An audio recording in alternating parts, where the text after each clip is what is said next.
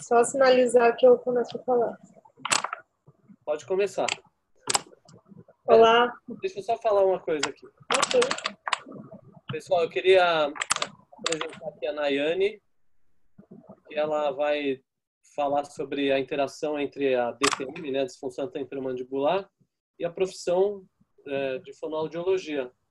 Ela sempre foi muito próxima a nós da Odonto, ela fez a disciplina com a gente de DTM, até depois ela fez uma espécie de um estágio depois de formada.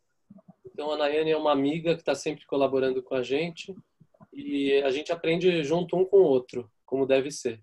Então eu pedi para ela montar uma apresentaçãozinha sobre isso e ela se prontificou, montou e hoje ela vai apresentar essa aula aí. Então seja muito bem-vinda, viu, Nayane? Obrigado pelo seu apoio. Primeiramente, obrigada, Fábio, pelo convite e de abrir essa janela para a nossa profissão, para mostrarmos essa parceria, como que a fono e a odontologia, assim como outras áreas médicas, podem contribuir para o tratamento desses pacientes. Então, eu, como fono, da UF, sou da turma de 2011, me formei em 2016, venho trazer para vocês um pouco a interação da DTM, da disfunção temporomandibular, e os aspectos fonoaudiológicos que a nossa profissão pode interagir com esse paciente. E isso trazendo à luz da odontologia o que de sinais que vocês podem perceber podem fazer um encaminhamento para a audiologia, assim como vocês fazem para a psicologia, neurologistas, otorrinos, e assim a gente vai crescendo em conhecimentos e parcerias. Bem, para ingressando nesse sentido da fonoaudiologia com a DTM, a gente vai levantar dois aspectos da atuação fonoaudiológica, que tem a ver com os aspectos audiológicos e também das funções do sistema estomatognático. Iniciando os aspectos audiológicos, a gente vai falar um pouquinho da anatomia, da plenitude audiológica, hipoacusia e hiperacusia, da otalgia, equilíbrio, zumbido e vertigem, que são achados que vocês vão encontrando na anamnese do paciente com DTM que aparece no consultório de vocês. Bem, falando um pouquinho da anatomia da orelha. A superfície auricular da ATM, da articulação temporomandibular, ela tem muita relação com o osso temporal e mandibular. Relacionado ao osso temporal, a gente tem o limite posterior da ATM, que é a parte timpânica do osso temporal. Então, vocês podem observar essa parte um pouquinho mais azulada aqui, que é a parte anatômica do osso temporal, e ela é composta pelo meato acústico externo, que é a parte da orelha externa, a orelha que temos a orelha média e a orelha interna. Então, essa parte que é a parte posterior do limite articular da ATM, ela está intrinsecamente relacionada com o meato acústico externo, ou seja, com a condução da audição, com a condução do som através do ar que passa pela via aérea, que chamamos, na parte da audição.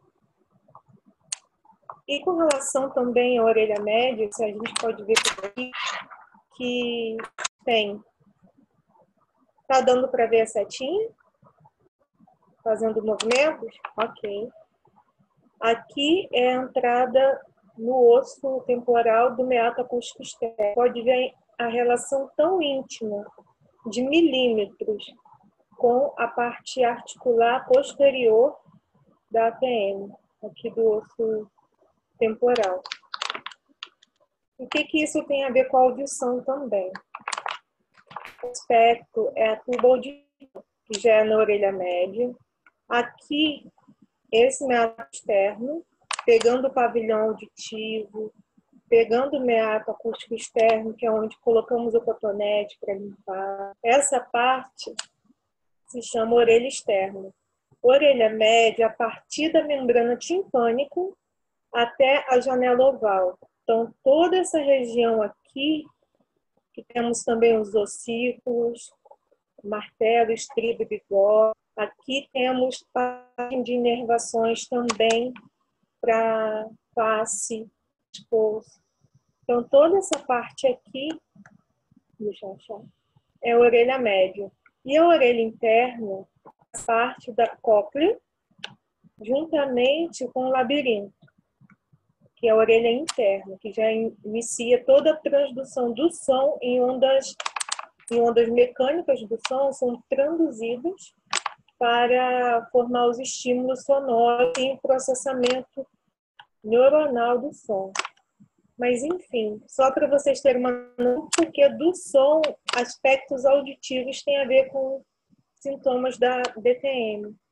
Aqui a gente tem a tuba auditiva, ou a tuba de Eustáquio, que corresponde a uma comunicação da faringe, da nasofaringe especificamente, com a orelha média. E aqui a gente vê toda a face articular relacionada com a ATM. Então, é muito próximo que qualquer distúrbio aqui articular na ATM, ela vai interferir nessa flexibilidade dessa tuba auditiva. O que serve essa tuba auditiva? Ela faz relação com a plenitude auricular, que é um sintoma que vocês encontram em um paciente com DTM. Esse osteofaríngeo da tuba auditiva, ele é responsável pelo equilíbrio de pressão intraoral, nasofaringe, intracraniana pela orelha média, esse OM orelha média, em relação ao meio. Então, o mau posicionamento do côndilo da mandíbula pode causar bloqueio da tuba auditiva, o que levaria a nostalgia, que é dor de ouvido, zumbido e vertigem. Vamos ver o que são esses aspectos mais à frente. Mas voltando na figura, então imagina aqui no ponto que a mandíbula se articula com o osso temporal. Ela fazendo uma lateralidade indevida devido à ATM, ela vai imprimir essa tuba auditiva. Nisso, você não consegue ter a passagem de ar intracraniano, que é a nasofaringe, tendo o equilíbrio de pressão aqui, que vai ser correspondente ao mesmo equilíbrio externo que a gente tem da orelha média. Então, uma tensão e a compreensão dessas estruturas que conduzem o som causa essa sensação de auricular. O que é isso? Aquela sensação de ouvido tapado, quando a gente desce a serra e tem, então, uma queda de pressão, que você pega e fica com aquela sensação de ouvido tapado. E acontece muito com os pacientes de DTM, principalmente por conta dessa lateralidade indevida da disfunção temporomandibular. A alteração que vai causando o quê? Essa plenitude auricular. Uma alteração muscular do tensor palatino, que dá a capacidade do aparelho auditivo em equalizar as pressões externas do ouvido, que fica tudo isso comprometido, gerando essa sensação de plenitude. Até aqui está dando para entender. Querem que volte a algum outro aspecto? Tá ok? Ok. Voltando na parte do osteofaríngeo da tuba auditiva, que a gente encontra aqui na nasofaringe, é aqui que tem essa questão da tuba auditiva. Esse meio aqui da nasofaringe tem uma comunicação direta da tuba auditiva com a orelha média. E para poder sanar essa sensação de plenitude auricular, a gente necessita do quê? Da abertura de mandíbula. Se a abertura de mandíbula está comprometida por conta de disfunções temporomandibulares, o paciente ele não consegue fazer essa equalização de pressão interna com a externa. E fica comprometida essa sensação de auricular. Então, para esses pacientes, fazer um movimento de abertura da mandíbula para, assim, o osteofaríngeo da tuba auditiva e, assim, passar a sensação de ouvido tampado, eles precisam abrir. E às vezes, por conta de limitações, por conta do disco articular estar fazendo o movimento de sair do lugar, a mandibular por conta da dor excessiva de mandíbula, tudo isso vai atrapalhar e vai gerar incômodo auditivo. Tem muita relação também, porque a gente sabe anatomicamente que muita inervação facial ela passa por esse trajeto perto da orelha. E isso a gente pode chamar atenção para dois pares de nervos cranianos. O trigêmeo, o ramo mandibular, ele perto do nervo para o pterigóide medial. Essa parte do pterigóide medial ele rende para o nervo para o tensor do tímpano e o nervo para tensor do véu palatino, que é aquele que, na abertura de mandíbula, vai abrir o osteofaríngeo da tuba auditiva. Mas com relação ao nervo para o tensor do tímpano, voltando àquela figura, não é a posterior, perdão, uma aqui na frente, só encontrá-la.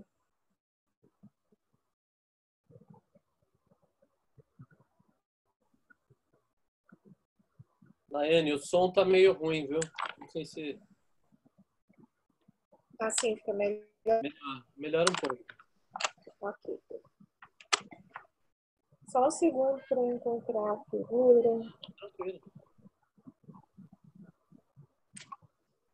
Ou eu achei que eu tinha colocado a figura, me perdoe. Mas voltando. Em situações que excesso, por exemplo, de som, quando a gente vai num show, por exemplo, que é muito alto o som, a gente sai do show, quando fica perto do som, com aquela dor no ouvido.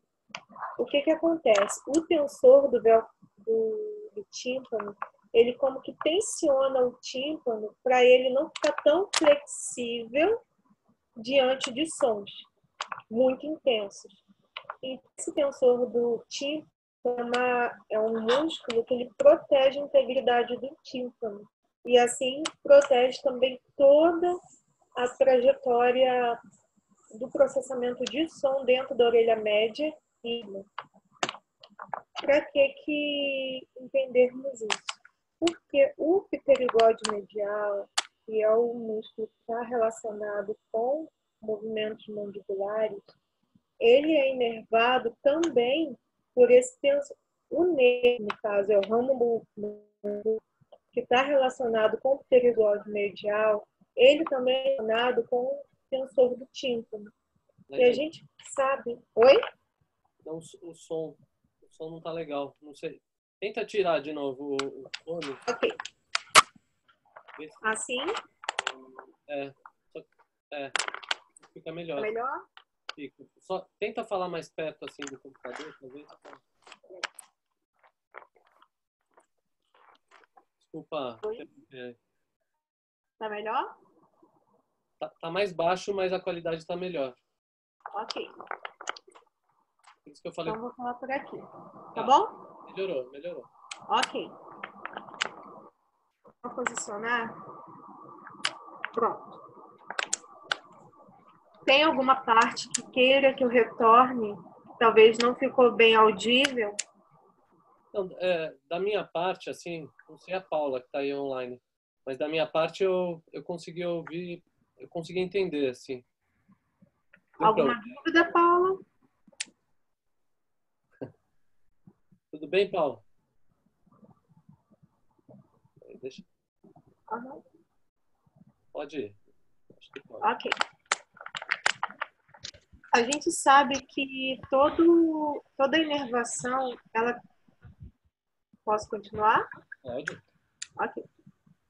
Com relação à dor referida, que por conta dos dermátomos, por conta de inervações muito próximas, ou processamentos de vias sensitivas do mesmo nervo, pode levar àquela confusão de dor referida. Confusão, entre aspas, no sentido de dor, a causa da dor é num lugar, mas a dor também é sentida numa área muito próxima.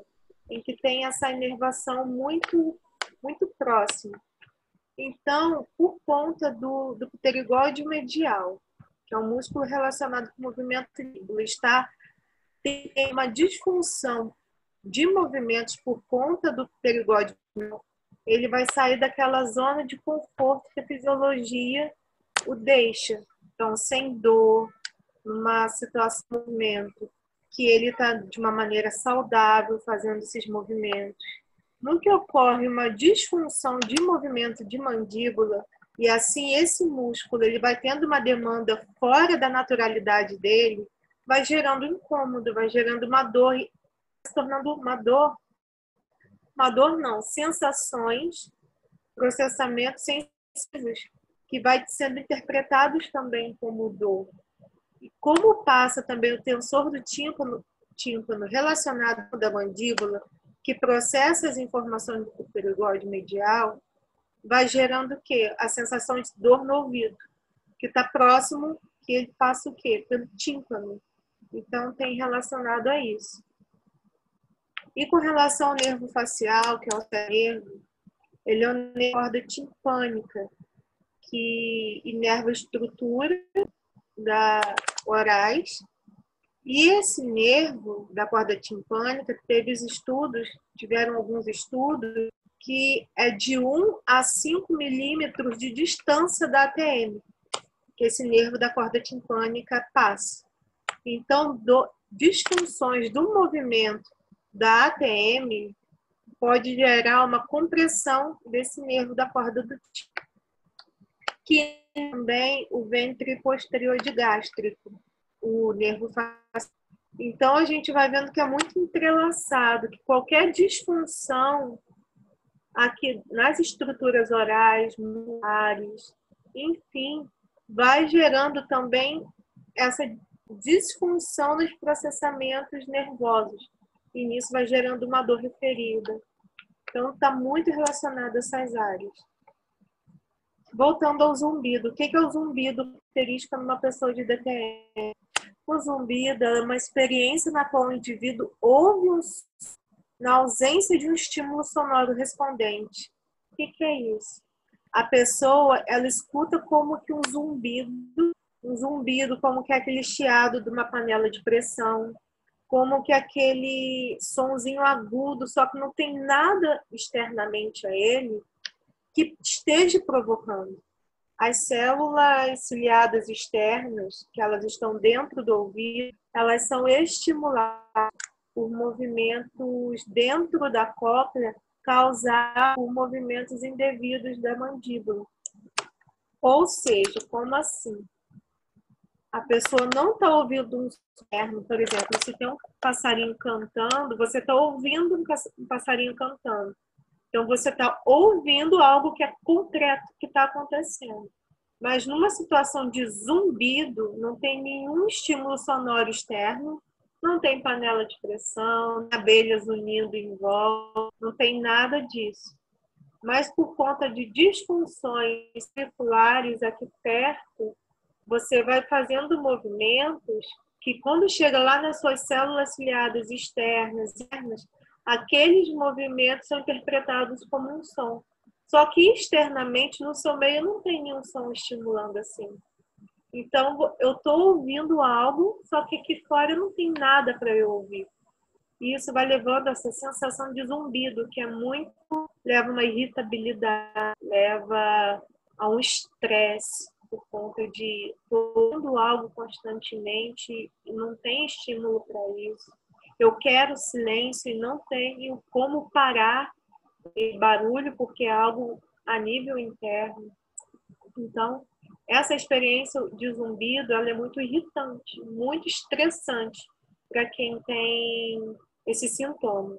Claro, tem aspectos audiológicos relacionados a zumbido, tem aspectos, inclusive, de doenças do corpo, como o Meniere, como pressão alta, inúmeros sistemas cardiovasculares também, situações que possam levar ao zumbido, perda auditiva pode levar ao zumbido, mas quando o paciente de DTM aparece e essa queixa aparece, talvez seja devido unicamente à disfunção temporomandibular que ele está tendo zumbido.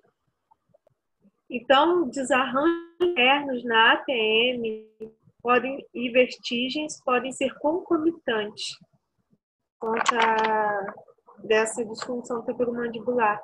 E se a ATM, se a DTM, quer dizer, for tratada por meio da redução do deslocamento condilar, ou seja, os movimentos mandibulares adequados, voltados ao padrão de normalidade, muitas das vezes o zumbido e as vertigens, que é aquela sensação de rotação, aquela sensação de estar tonto, elas podem ser minimizadas no paciente com DTM.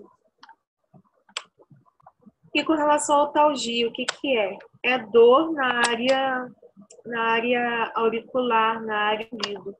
Seja ouvido externo, pavilhão auditivo, seja ouvido médio ou ouvido interno. Que a gente ouve falar de otites, perfuração timpânica, tudo isso tem a ver com dores. Mas com relação, quando é uma dor auricular, a DTM é uma otalgia secundária, ou seja, a DTM não necessariamente é algo auditivo, mas ela é uma área bem vizinha, é uma estrutura vizinha da vida. Então, essa dor no ouvido é uma dor referida à DTM. Por conta do quê? De toda uma inervação que passa, inervando essas estruturas relacionadas aos movimentos mandibulares, estão relacionados, alguns, com estruturas internas do ouvido, o trigêmeo e o facial. E com relação à DTM, a abertura de boca, o aperto dos dentes, a palpação de músculos mastigatórios, quando a gente faz toda a avaliação de DTM, ela pode levar essa dor referida dentro do ouvido, por conta de toda essa inervação subjacente.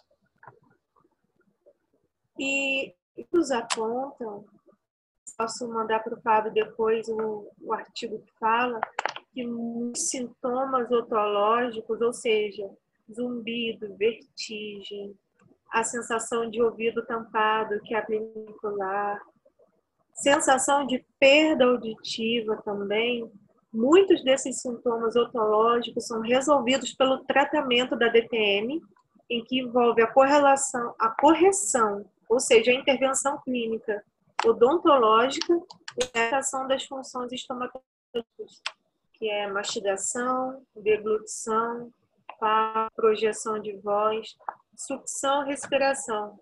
Só que, então, aqui a gente pode começar a delinear a relação da odontologia com a fonoaudiologia para o tratamento. E muitas das vezes, não necessariamente é uma perda auditiva, não é um zumbido propriamente dito, mas é algo que já vai apontando como alguma disfunção na DTM. E assim, por estar com uma disfunção, ela começa a usar indevidamente a mastigação, indevidamente a sua deglutição. Essas funções também vão se tornando alteradas para se adequar à DTM vai causando. E isso, com a intervenção fonoaudiológica e odontológica, podem vir a sanar todos esses problemas de origem auricular, de origem audiológica, que na verdade são sintomas da DTM, não necessariamente problemas isolados de DTM. Então, resolvendo a DTM, minimando ou então acabando, finalizando com as causas, esses sintomas auditivos estão sanados. E agora a gente vai pegando na segunda parcela da intervenção fonoaudiológica, que está relacionado com as funções do sistema estomatognático. A gente sabe que é a sucção, mastigação, deglutição, aspiração. A sucção, ela é mais abrangente na fase inicial do crescimento, ou seja, do bebê. Então, aqui a gente não vai entrar muito nesses detalhes. A gente vai pegar mais dessa fase de mastigação, deglutição, fala e respiração. Com relação à mastigação, a gente sabe que é uma função nutritiva, ela também envolve todo um contexto social, que a pessoa vai comemorar alguma coisa, vamos comer, vamos sair para um restaurante. E também a emoção de você estar feliz, vamos comemorar, vamos comer. Então, o comer, o se alimentar, ele envolve toda uma questão emocional, psíquica do sujeito. E a alimentação também, isso a gente está falando do ponto de vista, assim, bom, sociável, do que a alimentação ela se envolve. Mas, voltando para o aspecto fisiológico, a mastigação é necessária porque gera um bombardeamento sensorial na mucosa e na região perioral. Então, as sensações, as texturas, o quente, o frio, o líquido, o que é necessário maior mastigação, toda essa sensação que a gente tem do alimento, na mucosa, na região perioral, ela vai como que te preparando, ou como que você vai processar aquele alimento. É algo que eu vou só engolir, é algo que eu vou mastigar 1 e 2 vezes e já posso engolir, ou é como um amendoim que eu vou ter que mastigar várias e várias vezes com uma força um pouco mais concentrada. Então, toda essa informação que o alimento traz, ele vai preparando neurologicamente o como a minha estrutura de mastigação ela vai se posicionar diante daquele alimento. E isso também vai estimulando essa propriocepção, a estimulação neurológica, a manutenção da saúde desses músculos, das articulações, do periodonto, tudo devido às informações que a mastigação vai dando. Vou dando sentido à funcionalidade dessas estruturas orais, tanto musculares, articulares, tecidos moles, enfim, tudo isso. E o tipo de mastigação, ela pode ser uma bilateral alternada, que é o saudável, mas no caso da DTM, muitas vezes, para preservar o local, o lado em que dói, se for no caso uma DTM, num lado só das relações, não bilateral, ela pode levar ao quê? Uma preferência de um dos da boca durante a mastigação. Então, a pessoa, para preservar aquele lado que dói, ela vai procurar mastigar do lado que não dói. Ela também, essa questão da mastigação, pode haver uma limitação da abertura de boca e essa alteração ao mastigar, ou seja, está doendo para abrir. Então, eu não vou abrir tanto quanto antes. Eu não vou poder morder aquela maçã como antes. Essa limitação e essa preferência de um dos lados levando a uma mastigação lateral. E com isso, vai dando uma hiperfunção muscular daquele lado que está havendo uma maior demanda. Então, é muito claro você ver, às vezes, uma pessoa que tem uma mastigação unilateral, o masseter, o temporal, eles serem um pouco mais hipertrofiados, por conta dessa demanda maior. E a pressão articular constante só daquele lado também vai gerando uma perda a longo prazo, porque a demanda vai ser bilateral, mas está sendo só unilateral. Então, a fono já começa a ser introduzida aqui nessa parte de reabilitar para essa bilateralidade da mastigação. Aqui nessa figura a gente conhece a amplitude de boca, de mandíbula que muitos alimentos exigem de nós. E isso pode gerar uma dor nos músculos envolvidos na mastigação. Os movimentos mandibulares são comprometidos, coisas que nós já sabemos. E a fono ela vai trazendo essa reabilitação dessa função mastigatória. O limite que o paciente tem, o limite para poder não haver uma hiperexpulsão do disco. Então, a fono ela vai trazendo toda essa reabilitação de abertura, de lateralidade, de protrusão durante o movimento de mastigação. Então, diante da avaliação sendo realizada, até onde esse paciente pode abrir a boca? Até onde o meu exercício de fortalecer o lado está sendo estimulado numa alimentação bilateral, numa mastigação bilateral? Como que eu posso ir trabalhando essa área sem atrapalhar, sem fazer uma hiperexcursão de disco. Quebrando cabeça, lutando como que um padrão mastigatório para a pessoa, sem prejudicar a estrutura de DTM, caso ela tenha um comprometimento a nível articulatório, essa limitação mais articulatória, ou se for uma DTM de origem muscular, como que eu posso ir reabilitando esses músculos, principalmente o temporal e o masseter, como que eu posso ir com eles para eles retornarem ao padrão de mastigação, sem dor orofacial. Então, a intervenção fonoaudiológica vai se voltando a isso.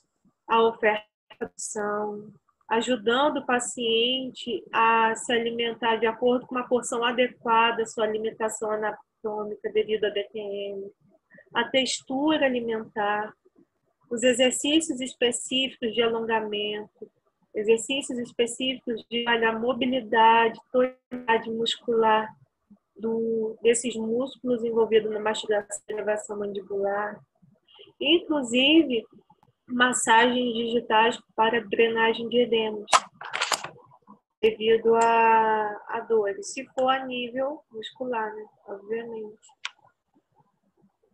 O outro aspecto, que é a deglutição, que também está relacionado com os músculos da mastigação.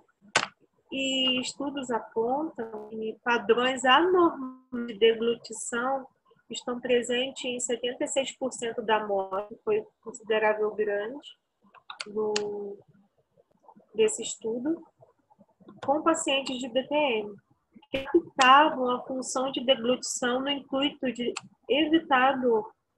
Então, o que toda a deglutição, que é toda uma cadeia de sequências musculares, ou seja, a gente mastiga, depois a gente posiciona o bolo alimentar em cima da língua, faz a ejeção, que já vai para a laringe, para faringe, vai para a faringe e assim para o esôfago. É toda uma sequência muscular e de estruturas. Umas estão a nível consciente, então a gente tem consciência do que está mastigando, a gente tem consciência de que o bolo já está se posicionando em cima da língua para ser ejetado, mas a gente também não tem a consciência da trajetória da deglutição a partir da faringe e do esôfago. E a gente vai entendendo que é o quê? É uma cadeia. E uma com relação à mastigação, à deglutição, é que o movimento de mastigação, ele vai preparando o cérebro, todo o sistema neurológico, de que posteriormente haverá deglutição. Então, a amplitude muscular, a amplitude de mandíbula, ela vai já preparando todas as estruturas subjacentes de cabeça e pescoço, que elas vão receber um alimento depois. Numa situação de que muitas das vezes, por conta da dor, essa atitude de abertura ampliada de mandíbula, de movimentos mastigados, é ineficiente ou bem reduzida por conta da dor, os reflexos de deglutição também vão ficar comprometidos, porque eles não estão recebendo os estímulos que a mastigação daria, a mastigação adequada. Então, voltando para a deglutição atípica. Numa deglutição típica, a força da língua ela vai como que contra a arcada dentária. Ou seja, a pessoa, para fazer compensação, força contra a língua para dar um impulso de injetar o bolo alimentar para a garganta, para a faringe e posteriormente para o esôfago. Ao contrário de uma deglutição normal. Na deglutição normal, você posiciona sua ponta da língua na papila palatina. Posiciona na papila e os 2/3 posteriores da língua é que vão fazer uma contra o palato duro e assim fazer essa ejeção do alimento posteriormente para a orofaringe. O que acontece? nesses movimentos bruscos de laringe, contração da musculatura periorbicular e compensação anterior da cabeça, hiperatividade do músculo digástrico. Aqui, movimento brusco da laringe é porque a laringe, ela é posicionada, sabe? Com relação à laringe, que ela se eleva numa elevação da língua para poder injetar esse bolo alimentar. Ou seja, quando esses 2/3 posteriores da língua se elevam numa deglutição típica, esses 2/3 da língua, eles se elevam, a língua está posicionada bem aqui na base da língua, bem na altura da cervical, ela se eleva também, obstruindo as vias aéreas inferiores de receberem o alimento, para que eles passem pelo esôfago e não vão para o buraco errado, entre aspas. Então, tem toda uma fisiologia da deglutição que se torna adaptável em caso de deglutição atípica, ou seja, eu estou com dor, vou fazer manobras para engolir sem dor e vai gerando tudo isso. Uma contração da musculatura periorbicular, compensação anterior da cabeça, então a pessoa vai jogar a cabeça para frente, tentando amenizar essa dor. E uma hiperatividade do músculo digástrico também. E um paciente que merece um pouco mais de cuidado, de atenção, é quando um idoso aparece na nossa cadeira com esse sintoma de DTM. Por quê? Porque a deglutição na ciência ela já tem todo um comprometimento devido ao envelhecimento das estruturas. Então, é uma deglutição não tão eficiente, muitas das vezes. Os estímulos que a gente foi vendo que a alimentação traz para as estruturas, que assim vai preparando a mastigação e a deglutição, não estão tão bem como principalmente em doenças degenerativas, doenças em que esses estímulos neuromusculares, eles não conseguem chegar para serem processados. Então, a gente tem que ter um cuidado de como está sendo a mastigação, a deglutição desses pacientes. Porque muitas das vezes, por conta das funções gináticas, ele está adaptando, e então talvez não está mastigando como antes, está deglutindo como antes. E isso vai gerando também essa sobrecarga da estrutura da ATM. E eles vão se isolando da inserção familiar como que comprometidos. Às vezes tossem muito, engasgam muito. E eles não conseguem mais comer como antes. Eles não se sentem à vontade de, às vezes, estar tossindo todo mundo na mesa com a família, então eles preferem comer separadamente, dando todo um isolamento social, um isolamento emocional, e muitas das vezes também por conta da dor, devido a uma neuralgia, devido a uma DTM, eles vão se isolando desses contextos que a alimentação traz como inserção social. E então a fono ela vai fazer o quê? Ela vai fazer esses movimentos mandibulares necessários para reabilitar a magia ou estímulos sensitivos, caso ele tenha uma disfagia. A DTM está comprometendo também a deglutição desse idoso, se talvez uma prótese dentária é necessária, tem a perda dos ossos da perioral, né? Não estou lembrando, Fábio. É perioral? Alveolar, osso alveolar. Obrigada. Processo alveolar. Obrigada. Vai tendo toda uma estrutura se degenerando também, devido às próteses dentárias, devido a essa poça por perda dentária também. Tudo isso vai comprometendo na deglutição. Se tiver, então, caso de DTM ou neuralgia, vai comprometer ainda mais a deglutição. E, num caso pior, vamos dizer, na pior das hipóteses, pode haver uma variação de por conta de toda aquela cadeia sequencial da ação está comprometida por conta dessas dores, dessas limitações. E com relação a um outro público, que são os pacientes que usam a voz, a fala, como ferramenta de trabalho. Professores, cantores, artistas. Se eles chegam, eles necessitam, por conta da projeção vocal, necessitam dessa amplitude vocal, que envolve a abertura de mandíbula. E a fala, a voz para eles é o contexto social, é o emocional também que vai sendo dito nas falas. Então, se ela está falando bem, ela consegue se expressar. Mas se envolve uma dor temporomandibular, ela vai evitar de falar, ela vai evitar de se expressar. E as atividades também podem ser reduzidas pela dor. Então, um cantor, por exemplo, que necessita uma demanda de abertura vocal por conta do alcance da projeção da voz, ele não vai conseguir cantar como antes, se ele tem uma dor temporomandibular. E é um paciente que o canto para ele, a abertura de boca, é o seu sustento, é a sua profissão. Então, é um paciente que demanda também esse olhar. E os achados de DTM durante a fala. O que a DTM pode prejudicar no ato de falar, de cantar, de projetar a voz?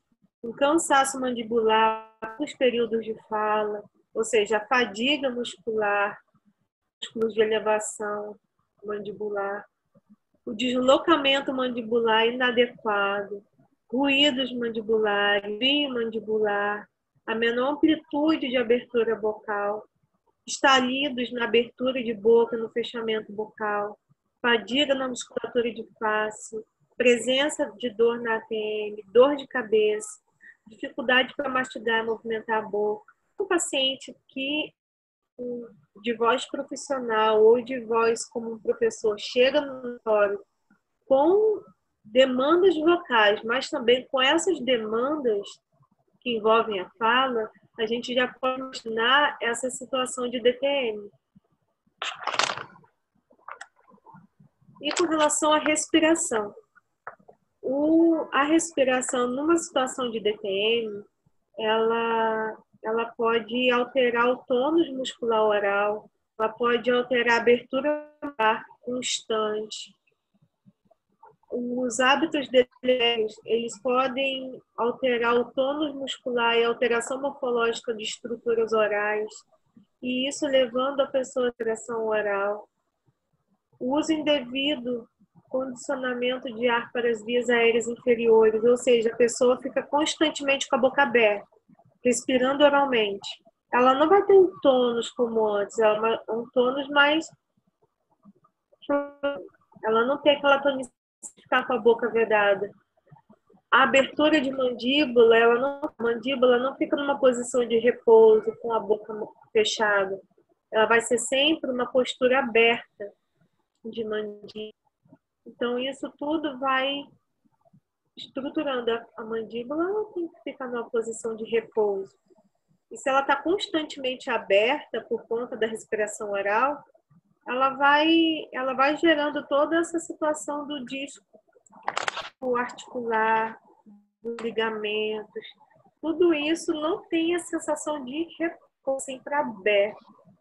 E isso vai levando todo esse comprometimento de abertura, do tônus. E a intervenção fonoaudiológica nesses casos. Por que, então, encaminhar um paciente de DTM para a fonoaudiologia? A gente tem competências para poder trabalhar com termoterapia, massagem e relaxamento da região bucal e oral, e o alívio da dor, exercícios para mudar as articulações temporomandibulares, para a gente restabelecer ou aproximar ao máximo da normalidade a simetria dos movimentos mandibulares, de abertura, fechamento, lateralidade. A ampliação dos movimentos mandibulares, quando esses movimentos estão reduzidos devido a comprometimentos articulares, ou então devido às dores o lugar de origem muscular, o adequado posicionamento de mandíbula, que é o que muitas das vezes as pessoas elas não têm um posicionamento de boca fechada em repouso. Os dentes eles ficam ocluídos, levemente encostados, os lábios ocluídos e a ponta da língua ela fica repousa atrás dos dentes centrais superiores. Incisivos. Então eles... Oi? Incisivos. Obrigada. Os dentes incisivos superiores.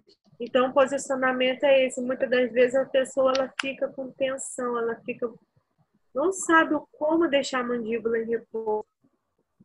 E também a fonoaudiologia ela vem favorecer a mastigação da condição oclusal daquele paciente e com relação também desse equilíbrio com a ATM, que é o posicionamento da língua, da mastigação e deglutição, mastigatório alternado, ao invés de unilateral, o tipo de mastigação para trituração e lubrificação alimentar, ou seja, vai adequando aquele movimento constante e tranquilo. Isso para todo esse sistema estomatognático e suas funções, elas serem reabilitadas de acordo com a demanda de uma possível DTM no paciente. Então, a fono, ela vem trazendo esse auxílio, tanto para reabilitar as estruturas, reabilitar as estomatognáticas, como também para poder excluindo os casos de alterações assim, auditivas, para ver se é realmente de origem auditiva ou se poderia ser um potencial caso de relacionado com DTM. É isso, gente. É isso. Legal, Nayane. Gostei. Deixa eu ativar o som aqui da Paula. Claro. Oi, Paula. Oi. E aí? Oi. Estou ativando o seu som para saber aí se você quer interagir, perguntar alguma coisa, fazer algum comentário.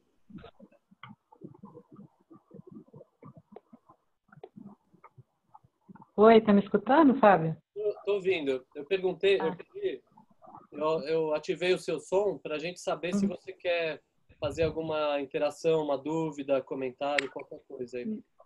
Não, achei excelente a abordagem, assim, muito aplicável, né? Assim, várias vezes a gente vê coisas bem separadas, dicotomizadas. Gostei muito da abordagem, assim, da união da DTM com a fono. Muito obrigada, Naya. Imagina. Eu falei no começo, Paula, que a Nayane, ela fez uma espécie de um estágio com a gente e a gente também aprendeu muito com ela lá na DTM. E assim, realmente, mesmo para nós, era meio obscuro, assim, o que é de nossa competência, o que é comum a nós dois, as duas profissões, né? Então, eu acho que colocou as coisas assim mais ordenadamente, né? Ficou bem bom mesmo. Bem coeso, assim, né? Que um depende do outro e até onde um vai e o outro. Ficou muito bom. Obrigada. Desculpa, falando para dentista, dentes centrais, me perdoe, Fábio. Isso aí é igual eu falar sobre as coisas que eu tenho ouvido, assim, eu não sei também direito. Né? Então, acho que a gente, como eu falei, a gente vai aprendendo, né? Cada um com um pouco na área do outro. E as nossas áreas comuns. Obrigado, viu, Nayane? Obrigado aí por ter participado também, Paula. Imagina, foi um prazer. Obrigadão. Tchau. Nayane, então, brigadão. Imagina, o prazer foi por ter colaborado aí com a gente, tá bom? ótimo. Tchau. Tá. Beijo aí, vou desligar aqui.